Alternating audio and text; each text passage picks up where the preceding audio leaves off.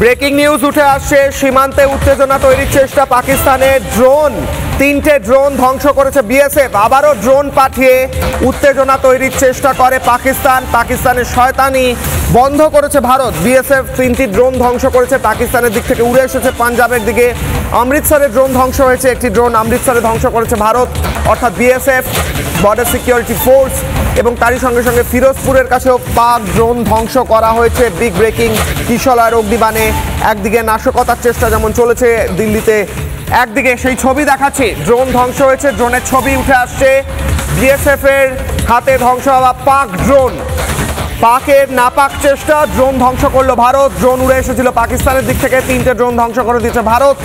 এবং অমৃতসর, ফিরোজপুর এই জায়গাগুলোতে ড্রোন ধ্বংস হয়। পাকিস্তানের সীমান্তে উত্তেজনা তৈরির চেষ্টা, অন্যদিকে আকাশপথেও কি নাশকতা তৈরির চেষ্টা করছে পাকিস্তান। প্রশ্ন উঠেছিল একটু আগেই জিপিএস স্পুফিং এর খবরে, এবার ড্রোন পাঠিয়ে নাশকতার চেষ্টা।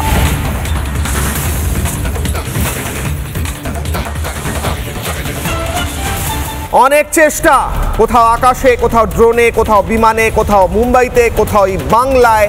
বারবার ভারত নস্যাৎ করেছে, ধ্বংস করেছে, কিন্তু এখনো কোথায় কে লুকিয়ে আছে। সতর্ক থাকুন, সতর্ক রাখুন।